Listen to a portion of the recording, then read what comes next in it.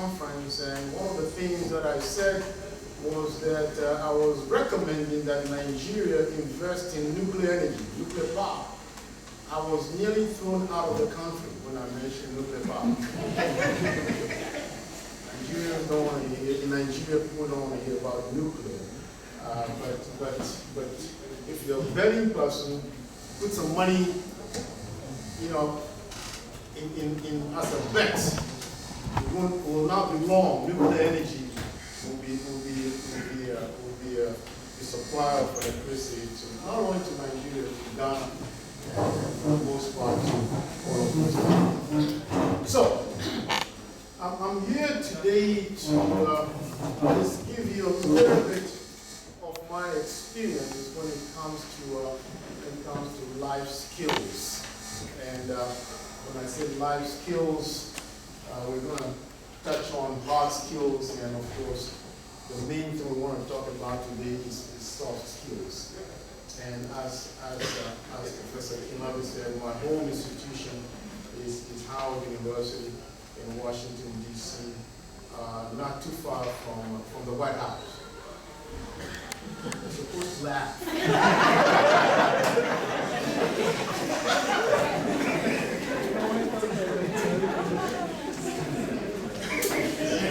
So when Trump was messing up in the White House, I would have gotten out of my office and just walked 15 minutes to the White House and beat him up. I will not be with you here today. So let's go on to the outline of my presentation today. Of course, the introduction, we've done most of that for the most part. But as we go along, if there's anything new that has to be made by way of introductory remarks, I will do that. And I want to touch on what I feel very passionate about, which is the global citizen. In the introduction, one of the things that I've been researching is on global engineering education, and I'm very passionate about that.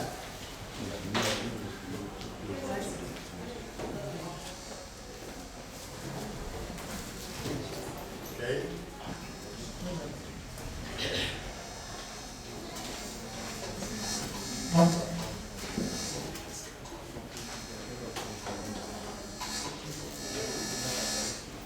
This is why we need nuclear energy.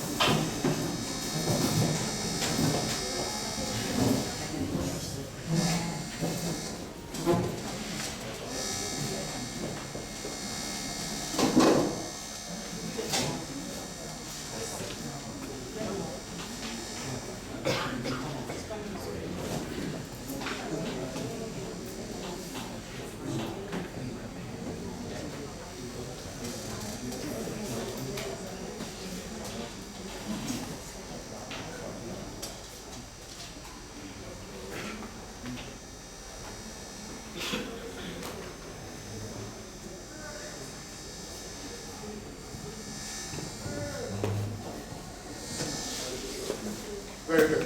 I think we should give the young man that.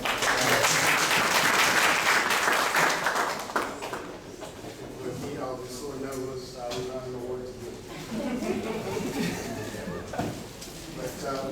But what I was trying to indicate was the outline of the presentation, where I want to talk about the global citizen,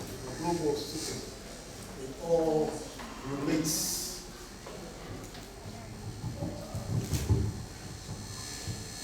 all relates to what we're talking about in terms of life skills. Now, so I'll touch upon what we call hard skills. I'm sure you know where I'm going with this, and then zoom in, focus on necessary soft skills. And what I will do is, there are lots of soft skills. I mean, we can, if I ask you to write down a list of soft skills, I'm sure each one of you will be able to write down at least 5. And if you put it all together, it may even be more than 100.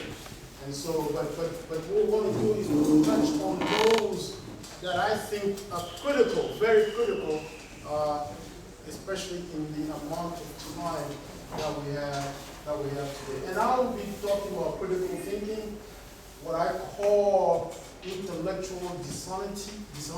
Maybe I should have phrased it intellectual honesty, but I wanted to get your ears by putting it in a negative way for you to understand that it is something that we should not be engaged in. Of course, I'll talk about innovation, creativity, teamwork, team building, time management, which we just demonstrated by all of you showing up on time.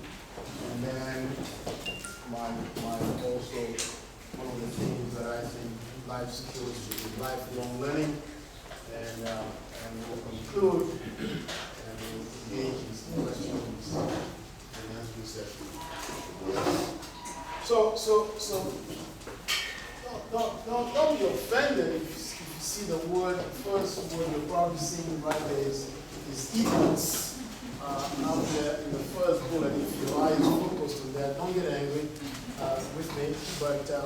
But you know, I have, for some reason, in this world today, there's no way, no matter how young, how old you are, you have to get into social media. So I'm one of those who, even though very slow, I'm catching up with social media. So the other day, one of my colleagues, well, actually classmates from way back in boarding school, high school, sent me a video, and that talked about 3 kinds of people. This gentleman was talking about 3 kinds of people, and the more I listened to it, the more I agreed with what he was saying, and I thought it would be a nice way to get us started today. So, the first thing he said was the first kind of people are just completely the idiotic people who are usually selfish, totally selfish, self-centered. If you know someone in this room who is like that, you can turn to them and nudge them. Don't be asking for a fight. Personal philosophy. They are able to contribute to society. I think to contribute is written there 2 times, but never mind. And then the next group is the group of tribes people. All of us here belong to a tribe, one tribe or other, right? All of them. Yes, we all. We are tribalistic in our mentality. We tend to be very, very parochial in our small groups. We always have allegiance to our tribe, which is okay. But we tend to be always suspicious. And of course, we are warriors, okay? Yes, we are. It's not bad. It's not bad. It would be good if we can extend that type of passion into the full society. It's just like politicians. There's a politician in Ghana the other day who said he owes no allegiance to Ghana, he owes allegiance to his party. That's like a tribe man. Stupid comment on that. The third person that this guy talked about was the person we call the ideal person, which to me would be the ideal global citizen. Has the skills and knowledge to lead a public life, know their responsibility to society as a whole.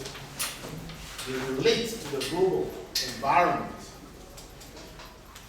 And of course, they're always ready and willing to adapt to whatever situation. They have that emotional intelligence skill to be able to relate to each other. Try to solve problems harmoniously for the good of all, not for the good of the media or just for the tribespeople, for all society. And the fact that the world is a small place now even calls us to even get as close to the third group as possible. There's nothing we can do today without interacting with the rest of the world. China sneezed with COVID, and here we all are. We're all here now, suffering that sneeze from China. So it's a global village now, and we have to act like that. We have to act like that. So that's what I'm calling the global citizenship. Is you want to form the title of what is Prof talking about. Okay? Now, when we talk of skills in terms of what we need to serve in this global community, of course, we can talk about, when it comes to skills, we can talk about hard skills and soft skills. But throughout your academic career, even today, up to now, you are engaged in academic work, which you're learning lots of hard skills, all the way from day one when your parents sent you to school, kindergarten until now. It's been something in between arithmetic and zoology. I couldn't believe that there's still a department of zoology here at the University of Ibadan. Most universities that I know are doing away with departments like that, or merging them with other departments. Another one that's disappearing quickly is archaeology. I hate to say geology also. It just came from the Department of Geology. So you've been doing all of that hard skills. So I'm not here. I mean, if I set an exam right now in very simple algebra, ax squared plus bx plus c equal to 0, solve it, you will do it without a problem, right? Wow, giving some time to do it, right? So I'm not here to talk about hard skills. That's the academic, the book knowledge, book smart, and depending on what village you come from, I'm sure your cousins, your uncles will refer to you something about book, because you were the one, fortunate one to go to school and get some book knowledge. The other part of it is the soft skills, which we're going to talk about here. Some people refer to it as, in the ghettos of the United States, they probably say street smart.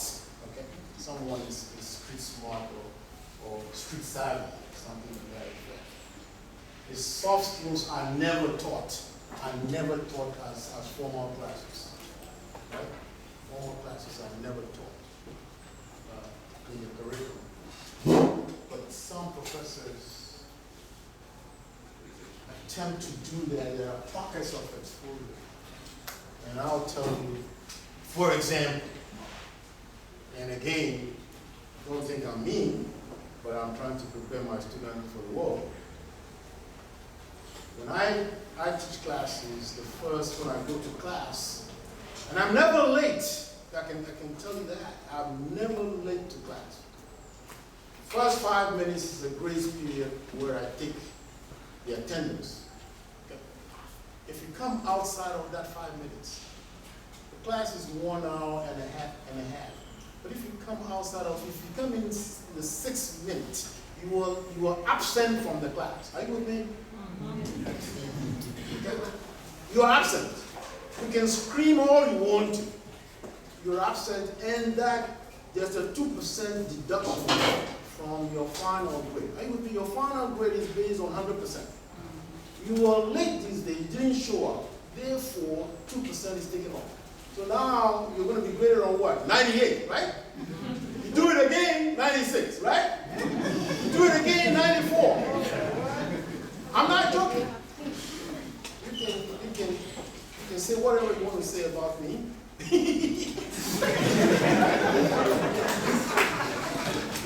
and there's more to come, okay? So just fasten your seatbelt. There's more to come. Why am I doing this? Why am I doing this? You don't want to have an appointment with the CEO of Ford Motor Company. You're going there for an interview for a $100,000 a year job. And this is sometimes what some of our undergraduate students, this is the kind of salary they get in the US. And you don't want to be late. Do you? No. Do you want to lose out on that $100,000 a year job? No. So it's important that I teach. You don't want to go to this meeting with the Ford Motor Company CEO, and then when you're late and they ask you what university you're coming from, and you say from Howard University, and they say, who were some of your teachers? And you mention my name? No! So it's very important that even though we don't teach it as formal classes in the curriculum, I make some attempt to reinforce, to instill those types of skills. And this is where the difference between good and ineffective mentors come out. Okay.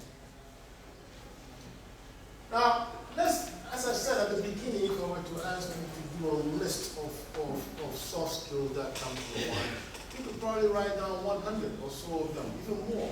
But I have put down a few of these, and Professor Killarney had also contributed to this list.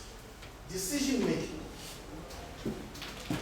critical thinking, communication and interpersonal skills, leadership, self-awareness. Allow me to read all of these things. Social skills, emotional intelligence, teamwork and team building, creative thinking and innovation, lifelong learning, time management, work smart. I'll tell you stories about students I'm teaching right now at the University of Energy and Natural Resources in Sunyani, Ghana. I'm glad I'm away from Ghana to be saying this. Final year mechanical engineering students. Final year mechanical engineering students, I've never used Excel. Final year mechanical, you hear me? Okay? SAT. Okay? Final year mechanical engineering students are still doing what? Are still working with this. They don't have laptops. Yes. How are you going to survive in this global community that we live in when you're competing with kids from China, Germany, US, Canada, you name it? How are we going to compete with that? Of course, we have to be environmentally conscious. We came into this world to see the world in a certain state. I'm not saying you and I, but way back.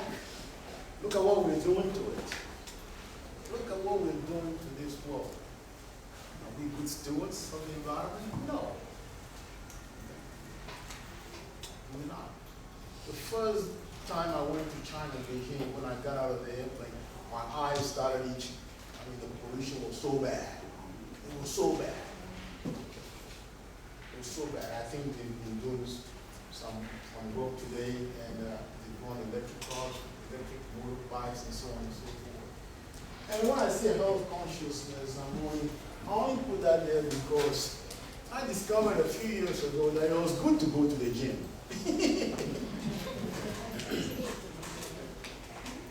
and I don't want to tell you my age. I'm only 25, but I look good, don't I? and in fact, Professor Mr. Kennedy was insisting that she knows me very well. She had already prepared that I go to the king yesterday, but time was not on my side. So when I say health consciousness is for the most part, is for your own physical, mental state. And we were at Ulumoro rocks the other day, and I was able to climb the rocks and so on. I was even jumping up and down. And so on.